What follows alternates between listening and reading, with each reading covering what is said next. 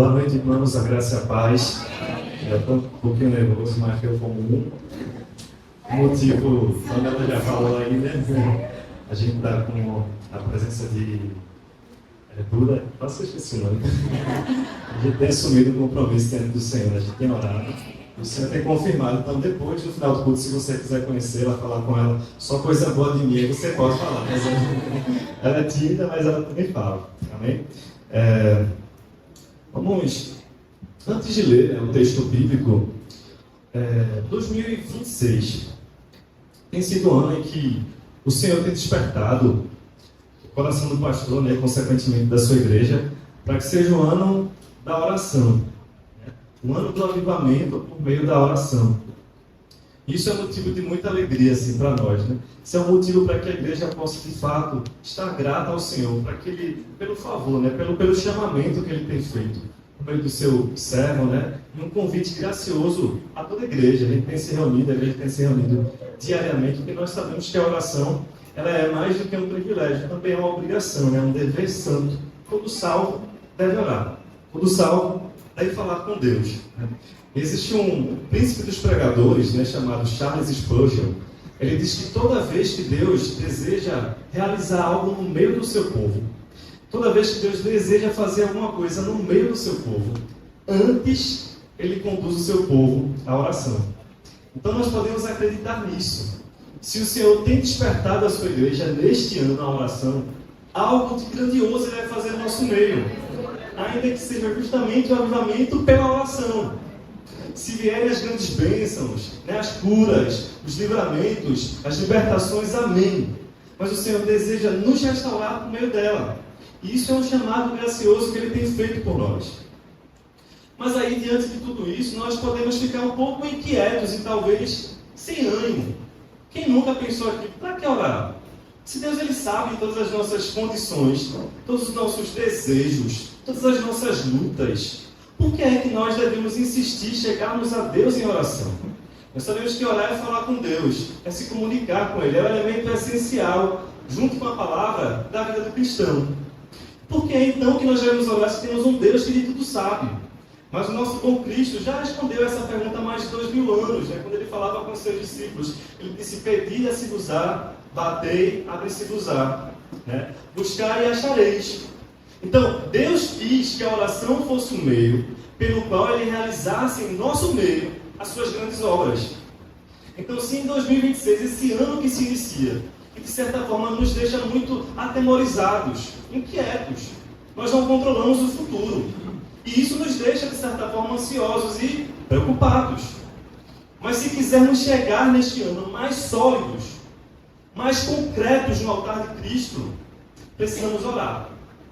A oração ela vai diminuir essa insegurança em nosso meio.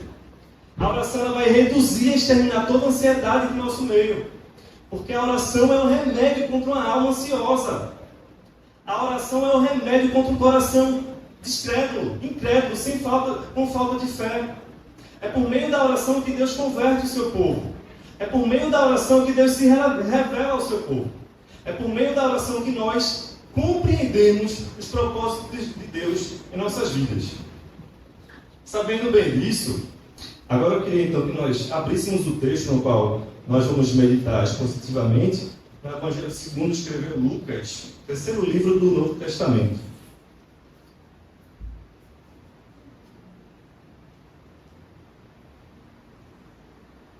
E é uma parábola muito famosa.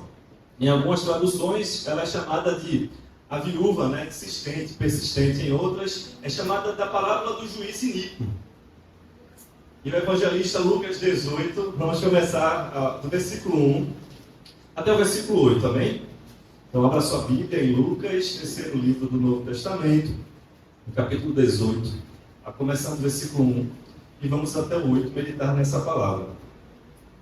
Diz assim o texto: e contou-lhes também uma parábola sobre o dever de orar sempre e nunca desfalecer, dizendo: havia numa cidade um certo juiz que nem a Deus temia, nem respeitava o homem. Havia também na mesma cidade uma certa viúva que ia ter com ele, dizendo: fazei-me justiça contra o meu adversário. Versículo 4. e por algum tempo não quis atendê-la. Mas depois disse consigo: ainda que não temo a Deus, nem respeito os homens, todavia, como esta viúva me molesta, hei de fazer-lhe justiça, para que enfim não volte e me oportune muito. E disse o Senhor: ouvi o que diz injusto juiz. E Deus não fará justiça aos seus escolhidos, que clamam a Ele de dia e de noite, ainda que tardio para com eles? Digo-vos depressa que lhes fará justiça. Quando, porém, vier o Filho do Homem, porventura, achará fé na terra? Amém? Vamos orar mais uma vez. Senhor, nós estamos diante da Tua palavra. Palavra que o salmista falou que era luz para os nossos pés, Senhor. Lâmpada para os nossos pés e luz para os nossos caminhos, Deus. Por isso nós pedimos também aqui nesse momento, como igreja, Deus, que o Senhor possa desvendar os nossos olhos nesse momento, para que possamos contemplar, Deus, as maravilhas do Teu texto, possamos compreender de que forma ele ainda se aplica, Deus, ao Teu povo. É o que nós pedimos pelos méritos de Cristo. Amém. Amém. Meus amados irmãos, nós estamos aqui diante de um texto parabólico, não é de uma parábola. Para alguns, né, a gente pode achar que a parábola ele é meramente um texto ficcional, um texto literário, alguma história, talvez assim, com a intenção de promover o entretenimento. Mas a gente tem que entender, todas as vezes em que a gente olhar para esses textos, Jesus falou por muitas vezes em parábolas para os seus discípulos e para a multidão. A primeira coisa que nós devemos observar é que a parábola, um texto parabólico, ele é muito mais que um texto literário, muito mais que um texto fictício. Ele é uma verdade. Outra coisa que nós costumamos também olhar para esse texto é como se fosse uma espécie de analogia, uma espécie de comparação, e que só trouxesse alguma lição nesse sentido. Mas John MacArthur, né, que é um teólogo reformado, ele diz que as parábolas são mais do que meros textos fictícios, mais do que meras comparações. Um texto parabólico, na verdade, ele é uma revelação do reino de Deus. Um texto em parábola, na verdade, ele é uma manifestação, é Cristo demonstrando os mistérios da glória de Deus para aquela multidão, para os seus discípulos e, por tabela, para a sua igreja hoje. Porque a palavra é fiel, ela se mantém viva. Então, essa mesma parábola que Cristo contou há mais de 2000 anos, ela ainda se mantém viva. Ela ainda tem que produzir em nós algum efeito. Devemos olhar para ela com algum temor, observá-la todos os dias, dizendo: o que é que o Senhor quer falar comigo? Porque está aqui, com palavras ditas pelo Mestre. Então, sabendo disso, nós podemos então aqui ver que é uma parábola que fala sobre alguns personagens. Mas para que a gente possa entender as lições desse texto, é importante que a gente entenda o contexto no qual Cristo começou a contar essa parábola para essa multidão. E esse contexto começa no capítulo anterior, lá de Lucas, no capítulo 7, a começar do versículo 20, quando Cristo, então, depois de curar 10 leprosos, eu acho que nós conhecemos muito bem essa história, em que só um volta para agradecer, e Cristo continua falando do seu reino. Porque Cristo, no seu ministério terreno, falou diversas vezes que é chegado o reino dos céus. E por muitas vezes, os fariseus, os escribas e a própria multidão que seguia Jesus ficava perguntando: certo, mas onde é que está esse reino, Deus? Onde é que está esse reino, Messias? Quando é que esse reino vai chegar? E é nesse momento, no capítulo 17, que depois dessa cura dos 10 leprosos, os fariseus ficavam perguntando: certo, mas ele disse que o reino ia começar, onde é que está esse reino que ele tanto fala? E Jesus responde: olha, esse reino ele não está aqui ou ali. Em algumas versões ele vai dizer: esse reino está entre vocês. Em outras, esse reino está dentro de vocês. Mas o mais importante que Cristo queria dizer aqui, o reino de Deus já chegou. Já foi implementado. Ele está sendo, na verdade, ele está sendo iniciado a partir do meu ministério aqui terreno. Vocês estão começando a ver o reino de Deus porque ele começa em mim. Eu sou o Messias. Eu sou o ungido, eu sou o profeta do Antigo Testamento, que foi desde a eternidade profetizado que viria. Mas os escribas, os religiosos daquela época não conseguiam enxergar isso.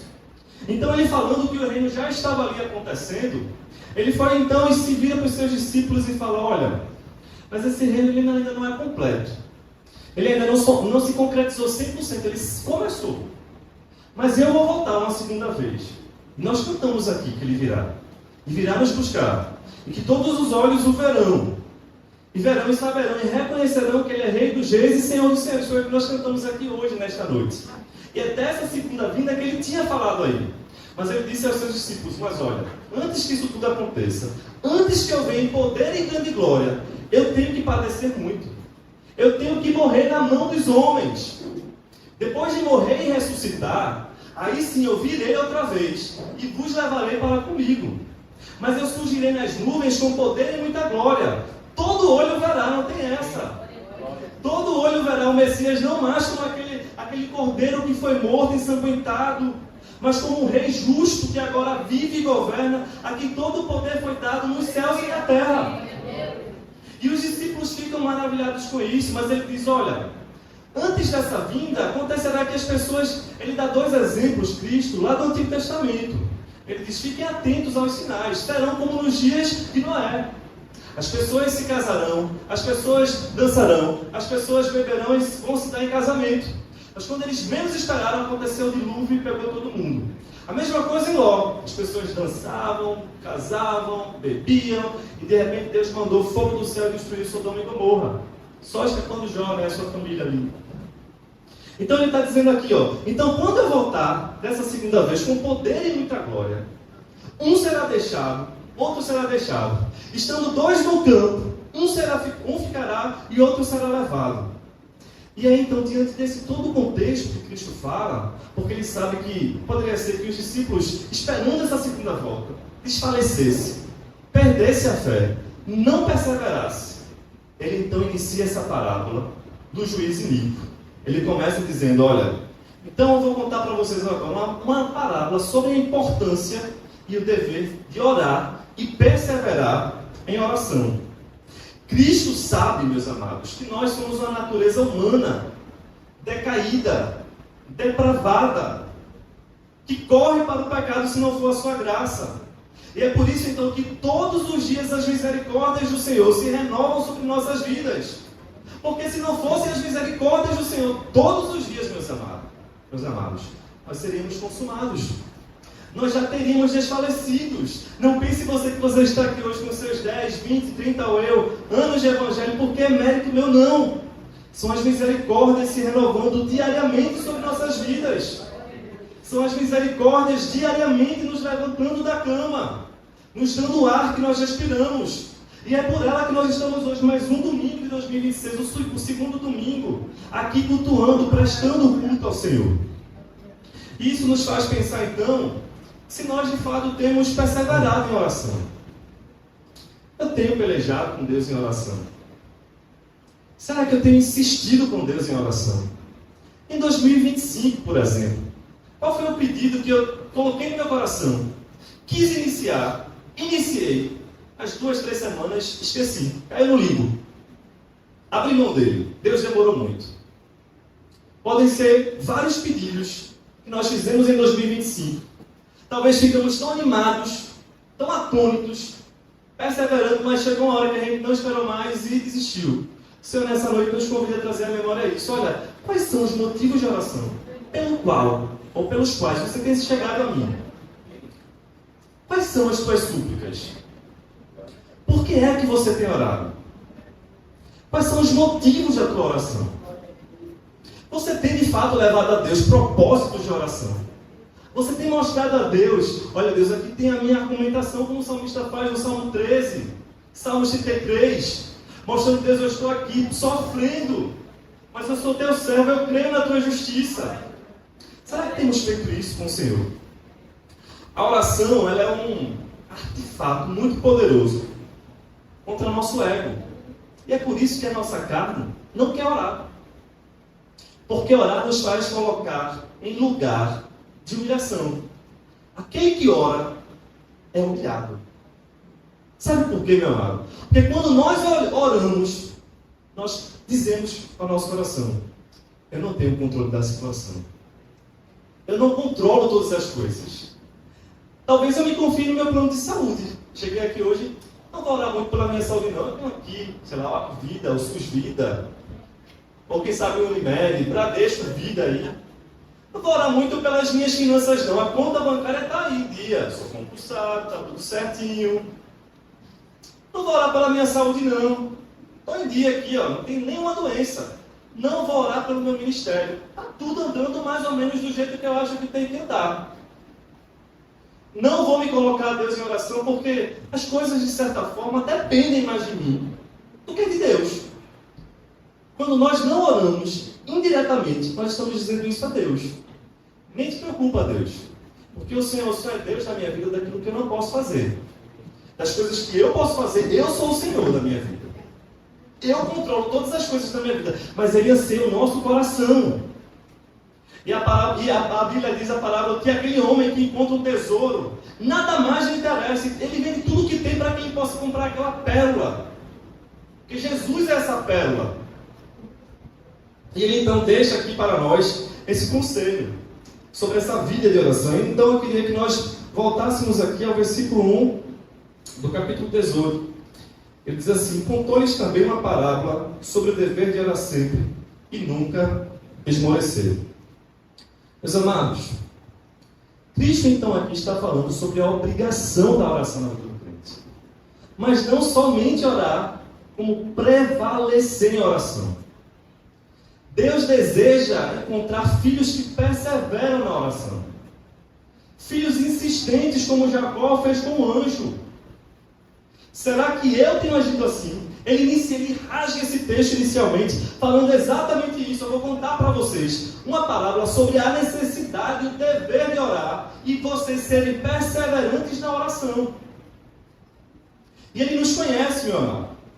Orar não é uma sugestão. Ele não está falando aos discípulos aqui, olha, quando vocês sentirem vontade, vocês vão orar. Quando vocês acharem que vocês precisam orar, vocês podem orar. Não, sempre é um dever.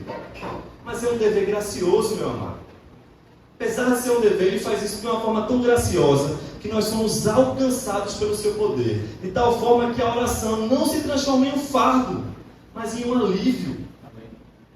Quantas vezes nós oramos a Deus, chegamos em seu altar com o coração pesado, com a alma aflita, desesperados. E falamos para a nossa alma, agora a gente precisa orar. E nesse momento em que você ora, quando você sai do altar do Senhor, você se sente transformado. Você se sente renovado. Eu tenho certeza que, se eu tivesse o acesso à pessoa mais poderosa desse mundo, que pudesse me fazer qualquer coisa, eu sempre estaria em contato com ela. E nós temos essa pessoa. É o nosso Deus, meu amor. Ele pode todas as coisas. Ele pode resolver todas as causas. Ainda que Ele não resolva da forma que nós queiramos que Ele resolva. Mas Ele detém todo o poder. Mas só vai conhecer esse Deus quem orar. Só vai conhecer esse Deus que é capaz de mudar quadros, transformar pessoas, libertar vidas, curar o incurável, ressuscitar mortos. Aquele que orar. Batei e abre-se-vos-á. Buscareis e me achareis. Só vai conhecer o Deus da Bíblia aquele que colocar esse primeiro versículo no seu coração. Orar é um dever, é um privilégio na minha alma. E deve ser algo constante, todos os dias, sem cessar, como diz a sua palavra. Quer conhecer esse Deus que as pessoas chegam aqui maravilhadas, agradecendo? Ore hoje. Corra para os seus pés. Você tem essa pessoa que pode te socorrer, que tem um antídoto perfeito para a tua dor. E por que é que nossa carne tem insistido a dizer que não? E por que é que nosso coração é egocêntrico, idólatra, que ama colocar qualquer ídolo no meio dele, como diz João Calvino, nosso coração é uma fábrica de ídolos. Colocamos qualquer coisa lá. Nossa família, nosso casamento, nossos filhos, nossa saúde, nosso emprego, nossos dons, nosso ministério, nosso chamado, mas o lugar que é de Cristo, nós não damos a Ele. Mas como é que eu faço isso? Orando, lendo a Bíblia, sacrificando a nossa carne. C.S. Lewis, eu acho que vocês conhecem, naquele livro, Cartas de um Diabo para o Seu Aprendiz, numa das cartas o demônio fala assim, vamos colocar na igreja aquele pensamento de que eles só precisam orar quando bater à vontade. Sabe por que eles fazem isso, apesar de ser ficção? Porque nunca essa vontade vai bater na gente. Porque a oração é a mortificação de nossa carne. Se você esperar bater à vontade de orar, isso nunca vai acontecer. Porque nossa carne nunca vai querer se humilhar diante de Deus. Por isso precisamos clamar a Ele, ao Seu Espírito, Senhor, me dá graça para que, como diz Hebreus, eu entre com intrepidez no trono, sabendo que o Senhor é fiel para aqueles que o buscam. E ele deixou, esse mandamento aqui, porque Cristo, ele é o nosso maior exemplo espiritual de oração. Cristo, ele não falou isso como a hipocrisia dos fariseus, não, que oravam levantando as mãos, batendo em seu peito, orações sem arrependimento, sem confissão de pecado, mas com belas palavras para tentar mostrar, ao publicano, a outras pessoas que eles sabiam orar, como dizia lá a lei de Moisés. Mas Cristo inicia o seu ministério, diz a palavra, assim que ele é batizado e sai das águas. A palavra diz que enquanto ele orava, veio sobre ele o Espírito do Senhor e disse: esse é o meu filho amado, em quem me comprazo. Cristo orava com pessoas, Cristo orava pelas pessoas e Cristo orava a sós com Deus. Várias vezes as pessoas, Cristo estava lá na multidão e de repente ele se afastava para ficar a sós com Deus. Na festa do tabernáculo, Cristo estava orando e depois chegava lá. No momento da sua morte, Cristo começa o seu ministério orando e encerra esse mesmo ministério entregando o seu Espírito a Deus. Está consumado. Se ele, meus irmãos, minhas irmãs, foi um exemplo vivo de submissão e obediência a Deus em oração, quem sou eu para não seguir os seus passos? Quem sou eu que me digo cristão e não tenho uma vida de oração com Ele diariamente? Quem sou eu que me digo que sou eleito dEle, ungido dEle, salvo por Ele, e não falo com esse Deus que me salvou? Se Ele é de fato o nosso maior exemplo, se Ele é de fato o nosso maior alvo, Cristo quer pela oração perseverar a nossa fé, meu irmão. Quando oramos pouco, é sinal que nossa fé está fraca. Quando oramos muito, é sinal que nossa fé está forte. Porque só ora quem confia. Porque só ora ao Pai quem tem fé que Ele é poderoso. Enquanto Ele não depositar em mim essa fé, eu jamais conseguirei o avistar em oração. Somente ora a Deus quem de fato tem fé nele. E isso em nós deve causar então temor. Porque nesse mundo atual, tudo está muito veloz. Tudo é muito imediato. A oração então se insurge como um ato contracultural. A oração se insurge então como uma contravelocidade. Você tem seu tempo. Você quer que Deus resolva as coisas no seu tempo. Mas Deus tem o tempo dele. Eu muitas vezes fico aflito querendo que Deus responda a minha oração no meu tempo. E esqueço que Ele é o dono do tempo. E por isso eu posso desfalecer em oração. E por isso eu posso achar que eu não preciso mais orar. Nesse mundo tão de imediato, as coisas precisam ser para ontem. Mas Deus te colocar no limbo dele e falar: em oração persevere. Para que você entenda a primeira coisa, que o tempo é meu. Que Ele é Senhor do tempo em nossos corações. É por isso que esse primeiro versículo poderia ser aqui então uma pregação eterna em nossos corações. Porque todos os dias precisamos pregar para o nosso coração e dizer: olha, oração é um dever. Persevere em oração em oração. Todos os dias deveríamos dizer essas palavras de Cristo ao nosso coração. Mas ele continua a parábola, e ele fala então, aqui no versículo 2, ele diz, dizendo: havia numa cidade um certo juiz, que nem a Deus temia, nem respeitava o homem. Então Cristo, depois dessa introdução, ele lança aqui então a primeira personagem dessa parábola, o juiz, que é chamado de iníquo, ou corrupto. Irmãos, quantos juízes, quantas pessoas, quantas autoridades Deus colocou na terra, mas que se corrompem, que deixam o orgulho corromper o seu coração e elas acham que elas são superiores a Deus. Quantas vezes a justiça terrena tem se corrompido e Deus trará juízo, diz a sua palavra, às autoridades injustas. E aqui esse juiz parabólico, ele é um exemplo de tantos casos que nós temos hoje. Existe um caso de um desembargador lá no Ceará que vendia sentenças que chegavam a 150 mil reais. Ele fazia um suborno com os seus advogados, e no momento em que ele estava lá no plantão, pelo WhatsApp, ele vendia as sentenças, né, para liberar essas pessoas que estavam lá na audiência de custódia, para dar o alvará de soltura. E criminosos, pessoas muito perigosas, por conta da corrupção, eram soltas.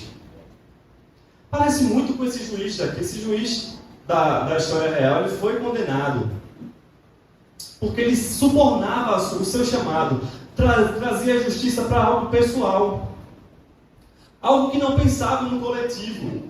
Quantas consequências negativas esse ser humano não poderia causar? Quantas pessoas perigosas, quantas famílias podiam ser destruídas? A própria família dele, a sua própria vida sob risco, mas tudo em nome do orgulho, tudo em nome do dinheiro. Ele chegava a fazer isso. Mas aqui no texto nós temos um juiz parecidíssimo. Cristo fala que esse juiz não temia a Deus. A primeira coisa que ele não fazia, não temer a Deus, meus amigos. Você já imaginou uma pessoa que não teme a Deus, que não tem temor a Deus? Ela não teme a nada. Ela topa qualquer coisa. Ela está disposta a tudo. Se Deus é a nossa maior autoridade, se eu não o reconheço como tal, então qualquer coisa para mim é nada, é fichinha. Mas não somente ele não temia os homens, ele também não temia o homem. Ele não temia as pessoas. Era um juiz corrupto. Como aquele juiz que eu falei aqui, que só se chegavam a eles as causas vencidas de quem subornasse esse juiz. De quem talvez tivesse alguma coisa para lhe dar, para lhe oferecer um dinheiro, um presente, um status. E esse texto deixa claro então como o colapso da justiça terrena pode chegar a esse ponto, se ela não for governada sob a autoridade de Cristo. Cristo é a maior autoridade, ele tem um nome que está acima de todo e qualquer nome, meu amado. Todas as autoridades devem reverência a ele.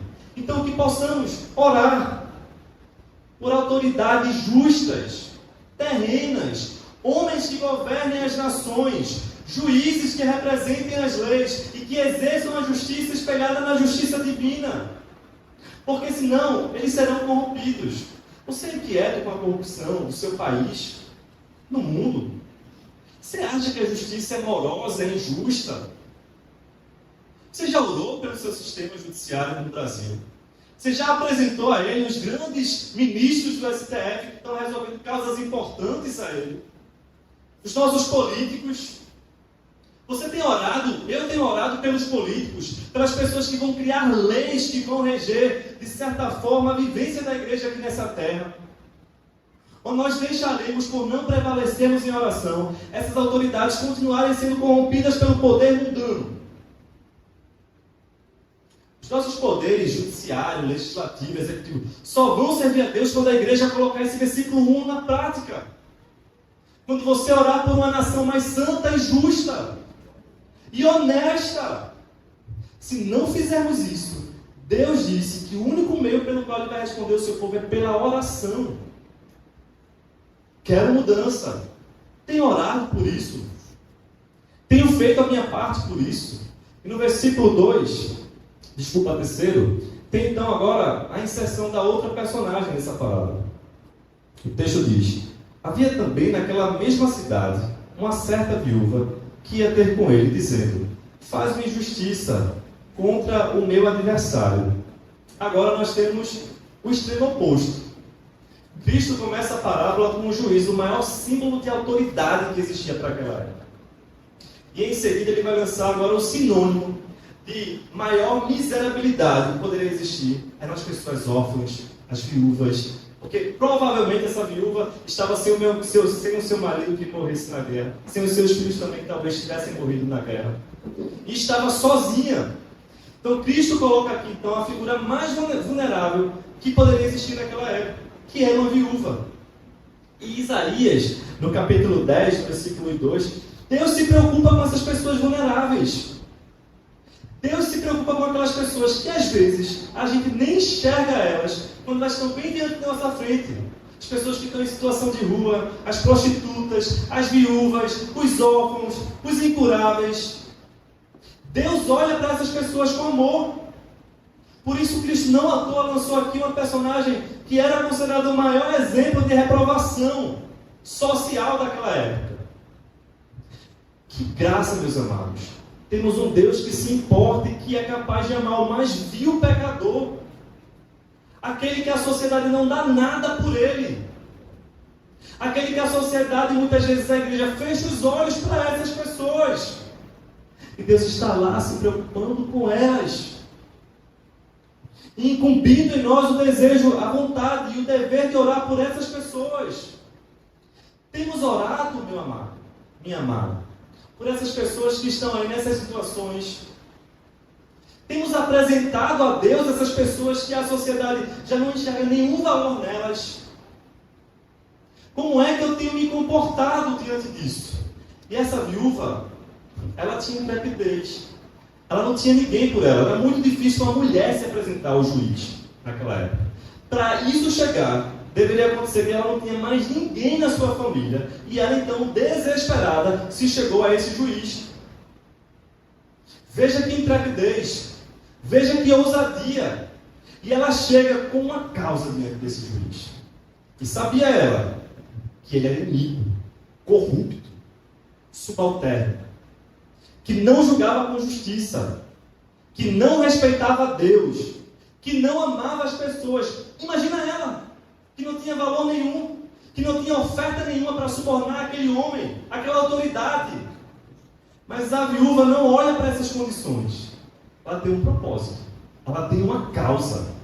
E ela sabe que aquele homem, por mais perverso e corrupto que ele fosse, só ele poderia resolver a sua causa. E ela chega lá, diz a palavra, insistentemente dizendo a ele: julga a minha causa. Que exemplo de vida! Que exemplo de vida! De uma pessoa que poderia ser considerada mais rejeitada daquele momento, mas que representava então o símbolo de perseverança que Cristo queria que nós exercêssemos. Que exemplo Cristo está falando aos seus discípulos e aos fariseus e àquela multidão, mostrando que uma pessoa que não tinha nenhuma expectativa humana, social, mas continuava ali, insistente, destemida. Nós temos um Pai que já nos acolheu. Nós não estamos mais na condição de mortos no pecado. Nós não estamos mais no lamaçal do pecado. Um dia Deus nos olhou como Ele olha para essa viúva e para tantos outros, e nos amou de uma forma tal, que Efésios diz que Ele nos arrancou do reino das trevas. Ele nos arrancou. Foi preciso que Ele nos arrancasse, nos tirasse do reino das trevas para o reino da sua maravilhosa luz. Temos então agido como essa viúva. Temos um rei com a mesa posta, que nos oferece tudo. Temos agido como essa viúva. Temos sido perseverantes em oração como ela. É isso a que Cristo nos chama nesta noite. Persevere em oração. Perseverem na oração. Sejam insistentes nas súplicas. Deus gosta de um filho que sabe argumentar com Ele, que não usa de vãs repetições, como fazem os gentios. Deus não quer que a gente repita as mesmas coisas para Ele, mas que se Ele não nos responder hoje: Senhor, Tu não me respondeste ontem, mas eu estou aqui de novo, Senhor, porque a Tua palavra fala assim, assim, assim, até que pelo propósito do tempo Ele nos responda conforme a Sua vontade. Mas é preciso aceitar o propósito da oração. É preciso aceitar a renúncia que a oração nos convida. É preciso termos essa coragem, essa insistência que essa viúva teve.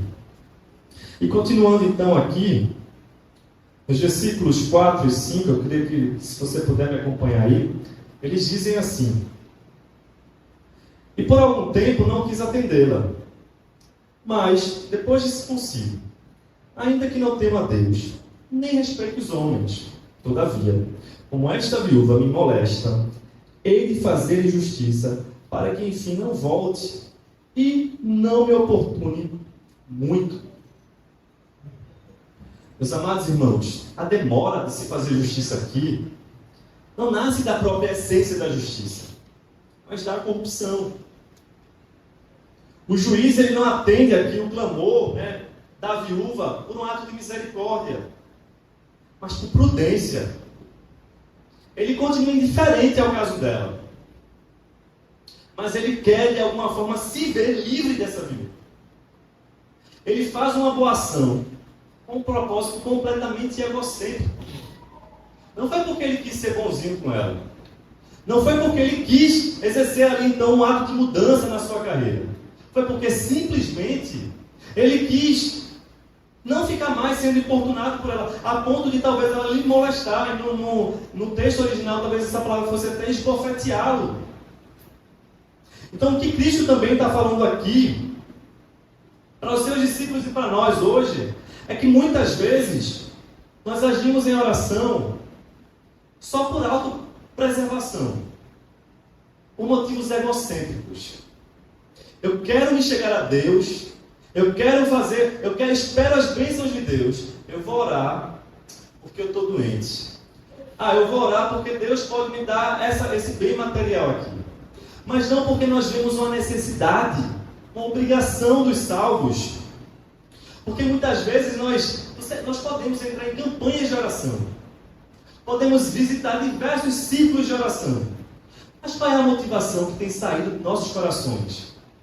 Por que é que eu tenho aceitado entrar, então, nesse momento, nessas campanhas de oração, nesses cultos, nesses círculos de oração?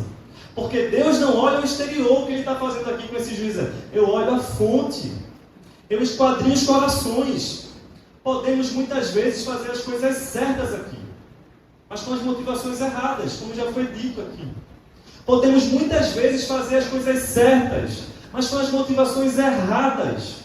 E o problema disso e o perigo disso é que para Deus isso tudo que a gente faz, ainda que com aparência de certo, não serve para nada. Deus quer que a gente genuinamente, em nossos corações, nos cheguemos a Ele em humildade, crentes que alcançaremos misericórdia. Eu vou orar porque eu sei que Deus vai me responder, Ele vai me dar isso sim. É desse jeitinho aqui. E se Deus não der isso? E se Deus não me responder do jeito que eu espero? E se Deus frustrar as minhas expectativas em oração? E se Ele tirar nossos maiores bens? Nossa família? E se Deus tirar o nosso emprego que nos dá para a nossa visão humana, o nosso dinheiro, o nosso ganha-pão? E se Deus tirar a minha saúde? E se Deus tirar a vida das pessoas que eu tanto amo? E se Deus me mandar para outro campo missionário longe da minha igreja? E se Deus fizer comigo algo parecido com o que Ele fez com Jó? Eu vou continuar orando. Eu vou continuar olhando para esse Deus como um Deus que é misericordioso, gracioso, galardoador daqueles que o buscam. Deus esquadrinha os nossos corações. E é por isso que muitas vezes nossas orações não são respondidas. Não porque Deus é um Deus ruim, egocêntrico, mas porque chegamos a Ele de forma completamente errada. O tempo é nosso, Deus. Você é o nosso garçom. Você é quem deve me servir. Olha aqui, os meus queridos estão aqui. Estão todos aqui. E sirva na bandeja, Deus. Isso que eu estou te pedindo. E Deus quer tratar exatamente isso em nós, meus amados. Deus quer nos dar uma oração límpida, fervorosa, como temos visto no Conviver, como Deus fez com Paulo em Efésios. A oração de Paulo fervorosa aos Efésios não é uma oração que ele não pede nada materialmente, a não ser a graça e a misericórdia de Cristo. Ele pede aos santos que se cheguem a Cristo e orem por Ele e apresentem Ele a Deus. E o escritor chama da epígrafe da oração fervorosa de Paulo. Uma oração que não se chega assim como muitas vezes eu faço. Eu vou carimbar, vou transformar o nome de Jesus numa espécie de amuleto. Porque é só falar tudo em nome de Jesus que Ele vai fazer. Porque está no nome de Jesus. E Cristo disse, tudo que pedis em meu nome, eu farei. Mas o que Ele está dizendo aí, meus amados, é tudo que você pedir como eu peço. Que a sua oração seja a mesma oração que Cristo fez ao Pai dele. Pai nosso que estás nos céus. E por aí vai. Pedir no nome de Cristo é isso. É orar da mesma forma que Cristo orou. é orar da mesma forma que Cristo prescreveu aos seus discípulos. E não simplesmente tomar o nome dele como um amuleto. E achar que só por citar esse nome no fim da oração, Deus vai responder tudo o que eu pedi. Que isso, inclusive, é uma quebra do segundo mandamento, tomar o seu santo nome em vão, transformando ele em uma espécie de algo sortudo, de um amuleto, de sorte que traz para a gente aquilo que a gente pede e carimba com o nome dele. Não, meus amados. Cristo não é um Deus que trabalha com sorte, ele trabalha com milagres. Ele trabalha com coisas sobrenaturais, inexplicáveis. Mas é conforme o seu querer e a sua vontade, segundo a boa, perfeita e agradável vontade de Deus. É isso que é orar no nome de Cristo. É orar como Ele nos ensinou a orar. É chegar ao Deus Pai confessando os nossos pecados. Será que eu tenho confessado os meus pecados a Deus em oração? Porque todos os dias nós pecamos contra Ele, ainda que redimidos pela Sua graça. Será que eu tenho chegado muito afobado a Deus, só mostrando os meus problemas, minhas lamentações, minhas dificuldades, e esquecido que a oração é um momento de exaltação a Ele, um momento de chamá-lo de Pai, de santificar o Seu nome, de honrar o Seu nome, como na terra e nos céus é honrado? Será que é na oração que eu me vejo como um submisso a Deus? Venha ao Teu reino sobre a minha vida. Eu necessito disso, Deus, mas a Tua vontade e o Teu reino é maior do que os meus problemas. A Tua vontade deve prevalecer sobre as minhas esperanças, sobre as minhas expectativas. Tem sido essa a minha oração a Deus? Tenho eu buscado a Deus como Ele quer ser buscado, meu amado? Porque não chamar o nome do Senhor em vão e não fazer para Ele imagens é exatamente isso. Quando Deus fala a Moisés que não farás para ti imagem nem de escultura e por aí vai, não é somente imagem física, não. É quando nós criamos um Deus conforme as minhas vontades. É quando nós fazemos uma imagem de Deus que não é uma imagem revelada na Sua palavra. Quebramos esse mandamento todas as vezes que começamos a criar, imaginar um Deus que não é o Deus bíblico. Que não é o Deus que diz assim, olha, você ora e eu respondo quando e se eu quiser. Mas você deve orar. Esse é o Deus bíblico. Esse é o Deus a quem nós clamamos, meu irmão. E pela fé também, pela perseverança da oração, a nossa fé ela é amadurecida.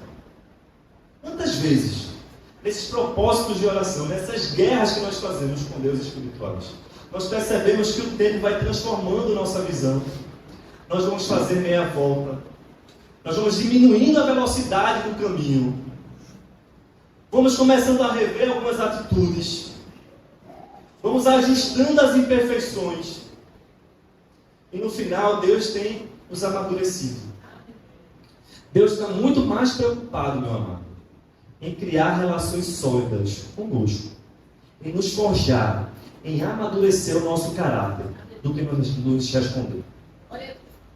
Deus está muito mais preocupado em forjar a tua fé em oração, do que responder de imediato a tua oração. E é por isso que Ele diz, persevere em oração. Porque imagina se Deus desse de imediato, no mesmo momento que você pedisse, Deus te respondesse. Qual era a experiência que nós teríamos com Ele? Qual era a profundidade de vida espiritual, de maturidade de fé que nós teríamos com esse Deus, se todo e a qualquer momento, de imediato, Ele respondesse às nossas orações? Será que nós estaremos aqui hoje? Será que nós estaremos com essa fé que nós temos hoje? Com essa perseverança que nós temos tido? É por isso que o tempo com Deus não é tempo, não, é hora, é justiça. Quando você está com Deus orando insistentemente em oração, você não está perdendo tempo. Há uma música, um louvor, que diz que esperar é caminhar. Esperei com paciência no Senhor. Salmos 40. Esperar é caminhar, meu amado, com Deus.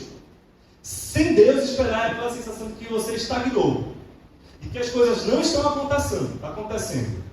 Mas quando você decide esperar com paciência no Senhor, você percebe que você está caminhando com Ele, que você está avançando para um nível de espiritualidade que você não tinha até aquele momento.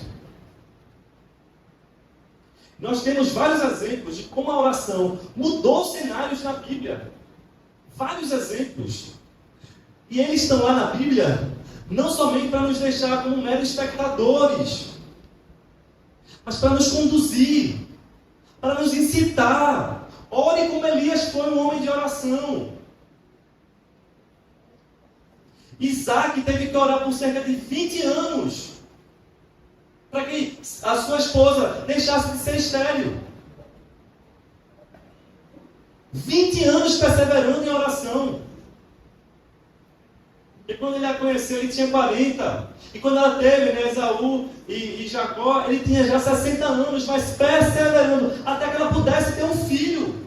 20 anos, meu amado. Você aguentaria isso? Um dos patriarcas da fé. Homens que andavam lado a lado com Deus. Deus falava e eles ouviam.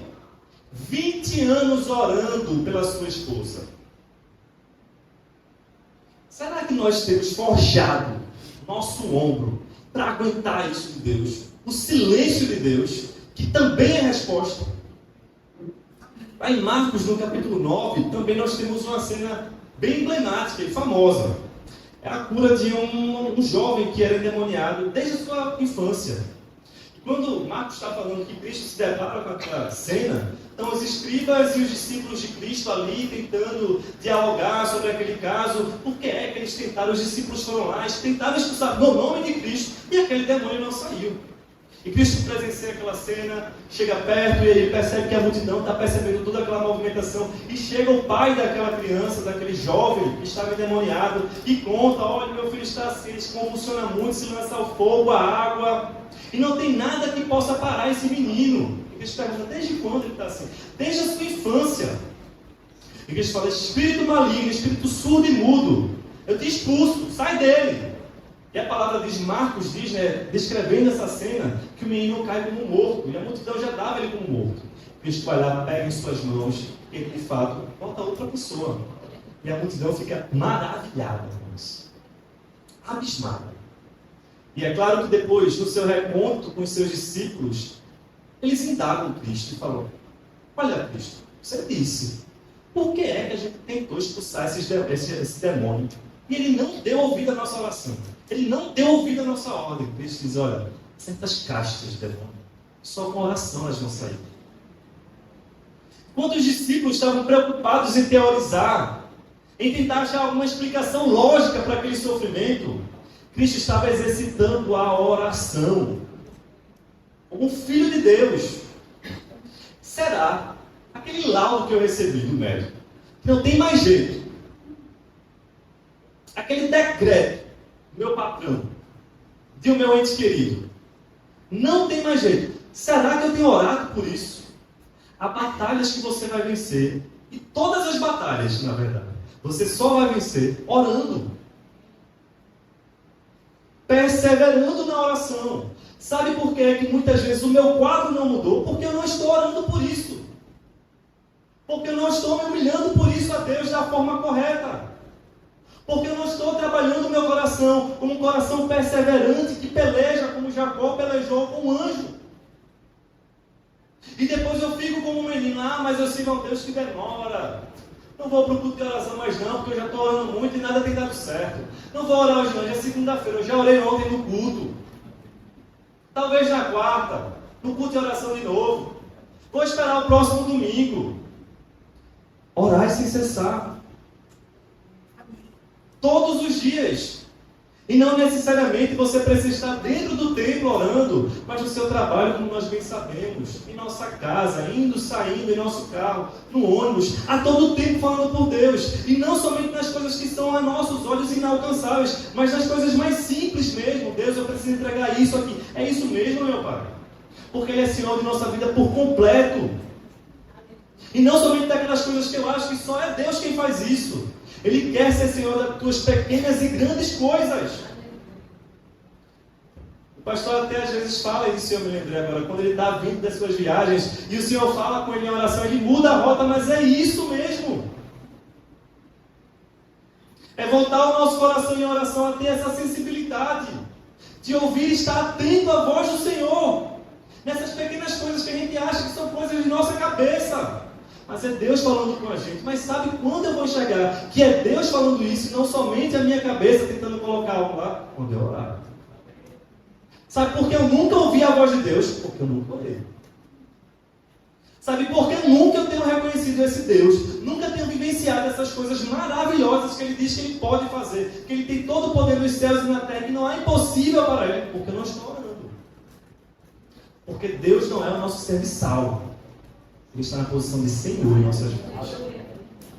Deus está na posição de Senhor em nossas vidas. E Deus gosta de um povo que se humilha. Se meu povo, que tem o meu nome, se humilhar e orar e se converter dos seus maus caminhos e buscar a minha face, então eu os ouvirei dos céus, perdoarei os seus pecados e sararei as suas terras. Deus deseja, antes de nos dar um milagre, perdoar os nossos pecados. Porque todo santo dia temos sido ofensivos contra esse Deus que é santo. Contra esse Deus, cujos querubins, serafins e os anjos, diz Isaías 6, não conseguiam nem olhar para Ele. Cobriam seus rostos de tanta santidade. A nossa existência é uma ofensa a esse Deus, meu amado.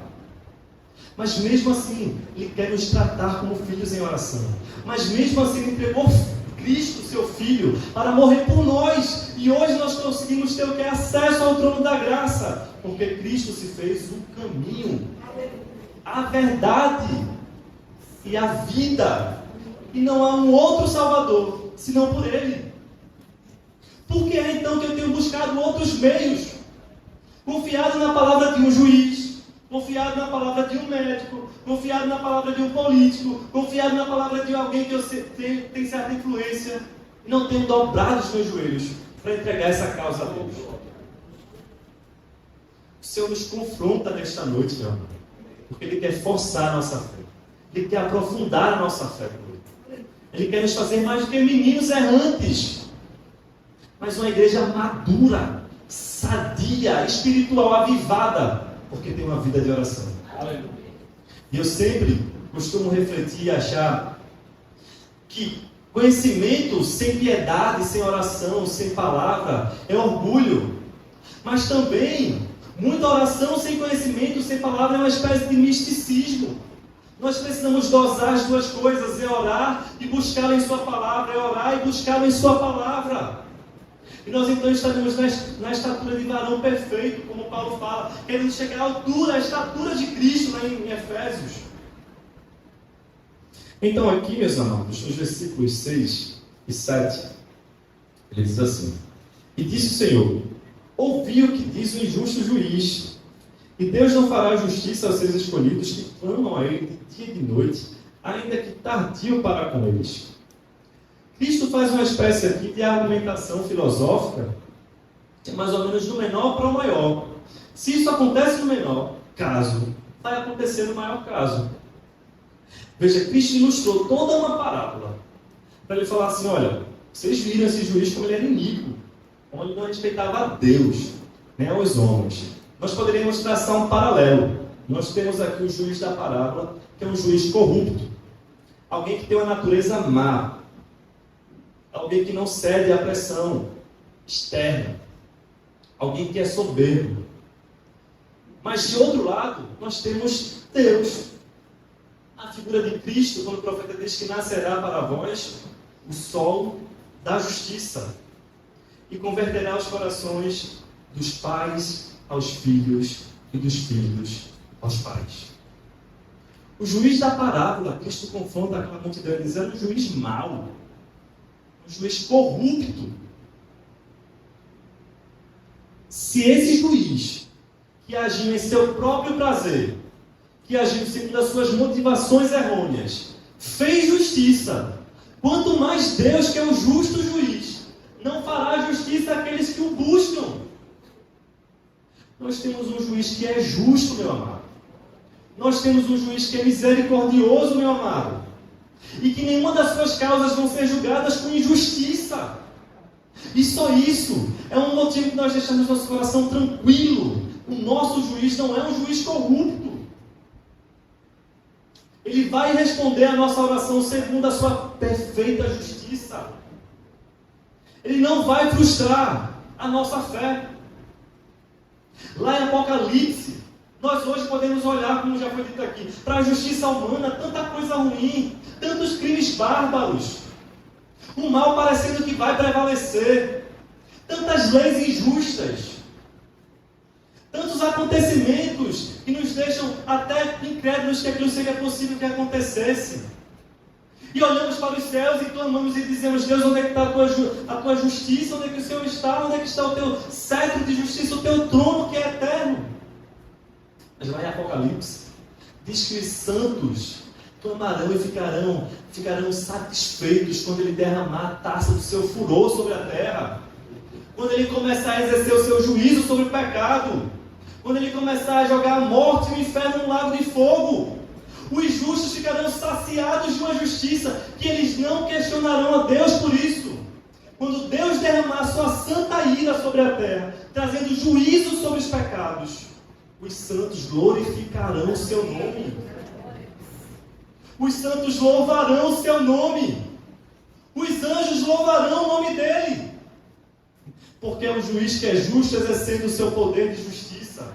É o juiz aniquilando, extinguindo todo o mal da face da terra. E trazendo agora um reino que é justo, um reino que é de paz. A justiça de Deus, meu amado, ela nem tarda e nem falha. Ela vem no momento certo, meu amado. Lembremos da expressão que Pedro disse, que um dia para Deus é como 1000 anos. E 1000 anos para Deus, 1000 anos para Deus é como um dia, e um dia é como 1000 anos. Para nós, já se passaram 2000 anos. Para Deus, desde quando Ele prometeu, 2 dias. Será que cansamos de esperar esse dia? Prometeu voltar. Para Deus só se passaram 2 dias. Ele não conta o tempo como nós contamos, não. Ele gosta daqueles que insistentemente dia e noite estão lá, clamando a Ele, buscando a Ele em oração. Entre a injustiça humana e a justiça de Deus, a posição da igreja é uma posição que deve ser a de orar. Nós devemos orar sempre. Diante desse silêncio de Deus que muitas vezes nos deixa angustiados, a nossa posição é orar. A nossa posição é prevalecer em oração, meu amado. Até que todas as respostas definitivas de nossas orações sejam feitas quando Ele raiar nos céus, com poder e grande glória. Nesse momento, meu amado, a oração principal do povo de Deus que é: volta, Senhor. E o Espírito e a esposa dizem: vem. E quem ouça, diga: vem. Quem tem sede, venha. Maranata. Ora, vem, Senhor Jesus. Chegará o dia em que essa oração será respondida. Chegará o dia em que a maior oração feita pelo povo de Deus será respondida, meu amado. Então nos alegraremos completamente no Senhor. Mas e como é que está a igreja nessa espera? Como é que a igreja tem se posicionado diante dessa espera da volta do Messias, que disse lá no capítulo 17, que a gente falou aqui, que voltaria em poder e grande glória? Como é que a igreja tem esperado esse rei, esse Messias, que falou que voltaria? Já no primeiro século, os mártires perguntavam: cadê o Messias que prometeu que voltaria? Estamos hoje em 2026. De que forma nós estamos vivendo? Será que achando que nós somos criados apenas para termos um bom trabalho, um casamento sadio, uma saúde perfeita? Será que a nossa vida total se resume só a isso? Será que o maior alcance de felicidade são essas coisas? Porque se for, somos os mais infelizes dos homens. A nossa principal motivação, fomos feitos para adorar ao Senhor. A nossa maior motivação deve ser o céu, como nós cantamos aqui. É saber que um dia Ele vai surgir nas nuvens e vai nos chamar para Ele. Essa deve ser a mentalidade da igreja. Não viventes errantes como se coisas terrenas fossem o fim das coisas, mas vivendo pensando nos céus, diariamente pensando nos céus, constantemente ansiando a volta desse Deus.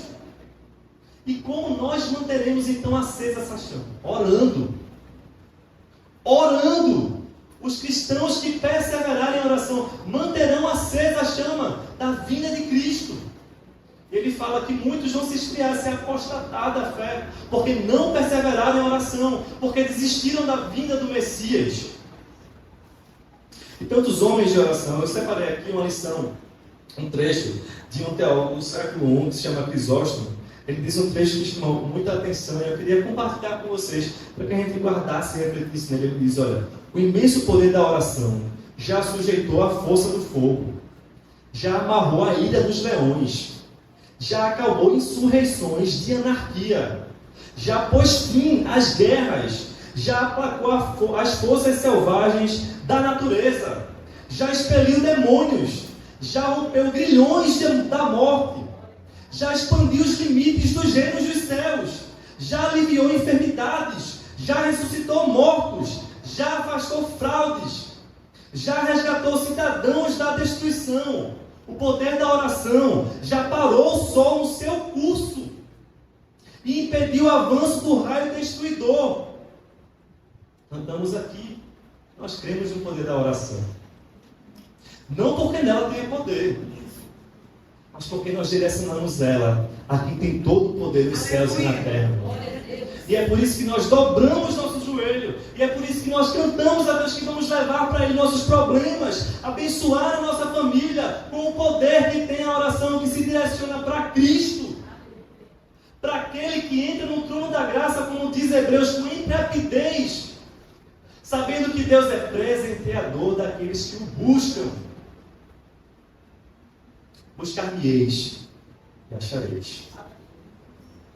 Quem deu, pois, ouvido à voz do Senhor, quem ouviu a nossa pregação nessa noite, isso é o Espírito Santo clamando aos nossos corações todos os dias.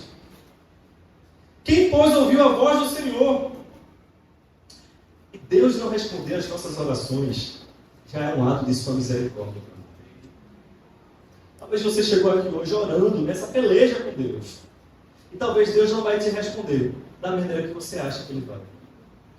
E saiba que isso é mostrando o seu amor por você. Talvez Deus não vai responder a oração do jeitinho que você queria que Ele respondesse. Mas se isso acontecer, saiba que Ele sabe tudo o que Ele faz. Que nada escapou do controle das suas mãos. O salmista diz, todos os dias de minha vida já foram escritos no livro da tua lei. Deus nunca vai perder o controle de nossas vidas, meu amigo. Deus não perdeu, Deus não perde e nem perderá o controle de nossas vidas. E nem o curso da igreja vai ser parado até se encontrar com Cristo nos ares. Cristo, Ele escuta a nossa oração, porque a maior oração que nós poderíamos ter feito para Ele já ouviu. Sabe qual foi? A oração do meu coração quebrantado, arrependido. Sendo o Senhor, salva-me. Salva-me, como Pedro fez quando estava caminhando para Cristo e percebeu que estava sobre as águas e começou a submergir e pediu, Senhor, me ajude, me socorre. E Cristo vai lá de imediato e o tira da água. A maior oração que nós poderíamos ter feito foi, Cristo, habita em mim, perdoa os meus pecados, restaura a minha vida. E essa oração Ele já ouviu. Era a maior oração que um pecador desvalido, sem valor como essa viúva, poderia ter feito. E Ele já ouviu, meus amados. Por isso, ainda que Ele não queira nos responder mais, nos ouvir mais, nem responder às nossas orações, seremos eternamente gratos a Ele. Mas Ele prometeu, meus amados, em Romanos 12:12, alegrai-vos na esperança, sede pacientes na tribulação e perseverai na oração. Eu queria então aqui, antes de chamar o louvor, trazer 4 aplicações que essa parábola, né? Aqui voltando para outro versículo, ele diz, digo-vos que depressa lhes fará justiça, quando porém vier o Filho do Homem, porventura, achará fé na terra? Engraçado que Cristo termina essa parábola com uma certa ironia. Ele diz que ainda que pareça para eles tardio, depressa, Deus vai responder aos seus filhos. Mas ele diz, porventura, quando eu voltar, como eu prometi a vocês no capítulo anterior, eu vou achar fé na terra. Quando eu voltar, nessa segunda vinda que nós cantamos aqui hoje, Cristo vai encontrar pessoas, uma igreja que ora, uma igreja avivada na oração, É isso que Cristo nos confronta.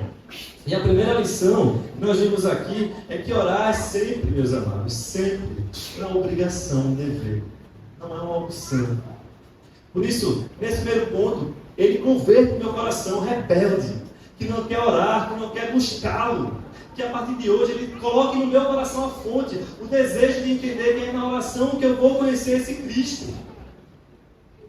É um ato de submissão, pacientemente esperando, contendendo em orações. A segunda lição que esse texto nos traz é que Deus permite que a gente seja insistente com Ele, porque Ele nos transforma durante o processo. Deus quer que você ore por esses motivos que você trouxe aqui no seu coração. Mas não é só um dia, não. Nem somente 2.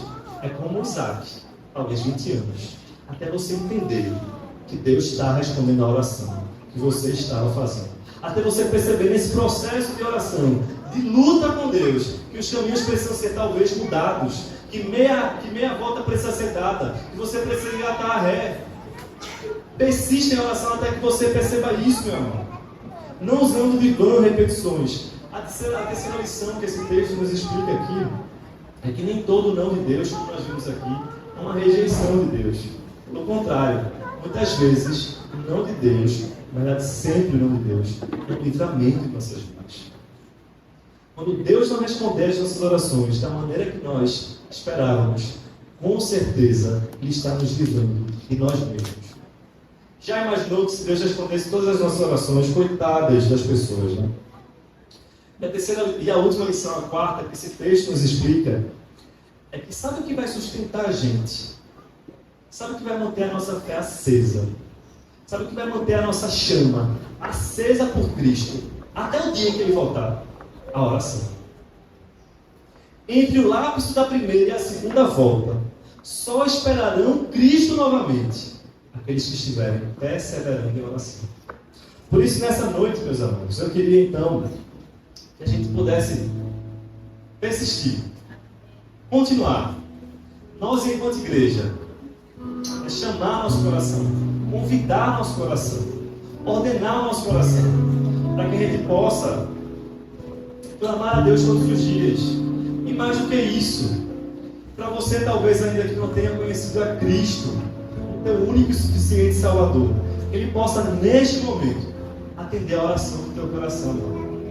Se alguém que nos ouve em algum canto está aí se achando mais vil pecador, achando que está na mais completa e abjeta lama do pecado, saiba que Cristo pode atender o teu clamor por perdão. Saiba que Cristo pode de fato te dar o galardão do perdão e transformar a sua vida, meu amado. Basta apenas que você tenha fé, que você creia que Cristo é o nosso único e suficiente Salvador. Amém? Deus abençoe. Vamos louvar ao Senhor.